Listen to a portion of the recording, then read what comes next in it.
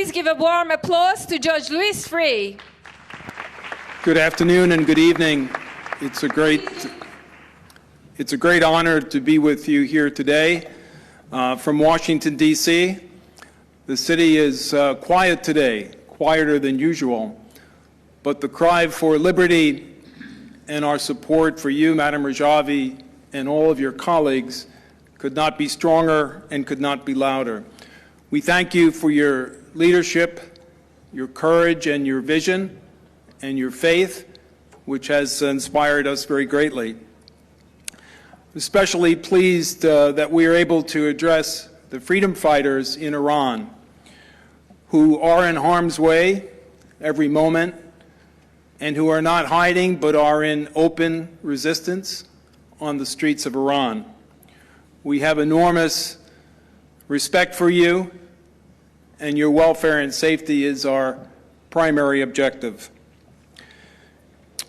You know, what's amazing about this meeting this year is not just the technology, and Madam Rajavi and your colleagues, I commend you for the ability to communicate the way we're communicating under all the challenges that you've overcome. So, wonderful job, and congratulations to all the many people who've worked on it.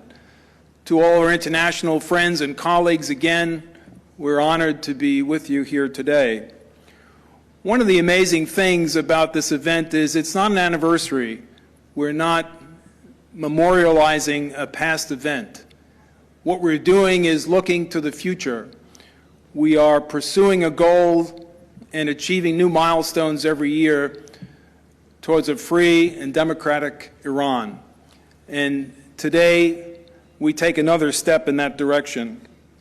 I want to echo Governor Ridge's comments, thanking the Albanian officials who we've seen, the President, the Prime Minister, and in Pandemi's words, actions speak louder than words.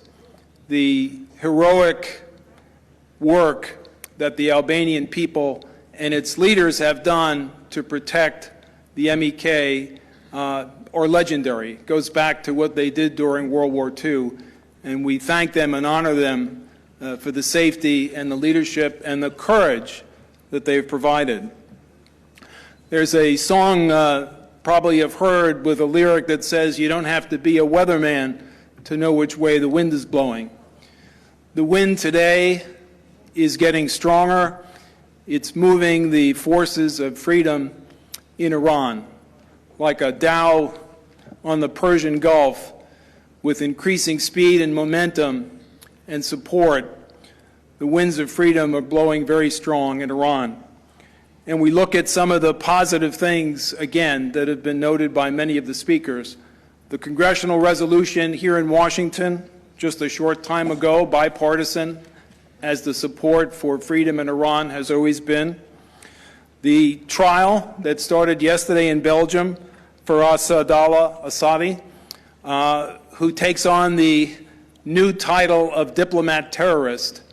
You would have to leave it to a criminal enterprise like the regime in Tehran to actually inaugurate the role of a diplomat terrorist. And that's only one of many active against the forces of freedom. But the fact of his trial in Belgium, as we speak here today, is very significant. It goes to the accountability issue, which I'd like to return to in a moment. Also, the last 3 weeks, as many speakers have noted, have seen enormous disruption and dissent throughout Iran. Natanz, Parchin, Shiraz, fires in the port city on boats. All of this is evidence of a regime collapsing, of a people who are fed up and are tired of oppression and totalitarian regimes. The other event just in June, a few weeks ago, was a finding by the International Atomic Energy Administration, which is really the UN. And I quote from them, "Iran has continued to increase its stockpile of enriched uranium and remains in violation of its deal with world powers. That's not the United States speaking. That's not the MEK speaking. That's the United Nations. In May of this year, as of May of this year, the Iranians have a reported stockpile, according to the IEAE, of 1,571.6 kilograms. That's 1.73 tons of enriched uranium. In February of 2019, it was 1,020 kilograms, 1.1 ton. In 2015, in the agreement that they signed, it was supposed to remain at 202.8 kilograms, which is 447 pounds. Moving from 447 pounds to 1.73 tons is indicative of a criminal enterprise, and no great surprise that the regime that signed that agreement could not be trusted, nor could they be trusted to sign an amended agreement. I'd like to close by just returning, Mrs. Rajavi, to something that you said. You talked about the crimes of this regime and its members.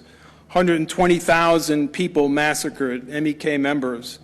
30,000 political prisoners killed. Terrorist attacks on Ashraf 1 and 2. Thousands and thousands of people wounded and killed and maimed. And you said something which I know is very close to you, but also close to everybody else, every one of us on this conference. There has to be accountability. Someone has to make the decision and have the resources and the willpower to hold these criminals responsible. This is a crime of such magnitude that it can't be written off with a Truth Commission. It can't be written off with a book or a footnote or a movie. These are crimes of the most serious nature. They rival by their evil and intent Nazi Germany, what happened in Bosnia, Rwanda, and many, many other places. So again, just to close, it's my view, and I think the view of many of us, and I think you, that we should establish a world-class Crimes Against Humanity Documentation Center. We should analyze the evidence that you've already collected. In fact, I've seen some of it in Ashraf 3. We should record the testimony of victims and eyewitnesses. There needs to be a systematic forensic examination, recording, and documentation with video and digital evidence. You know, like our technology here today, the people who committed all these crimes, who murdered thousands and thousands of people, they didn't do it secretly. They didn't even do it very cleverly. They did it with great arrogance, the arrogance that highlights evil. So the documentation is very available.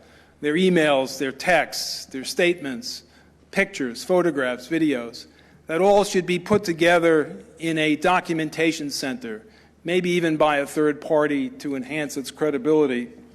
And at some point, as we mark more and more milestones, these people should be brought to justice, like the individual now being tried in Belgium.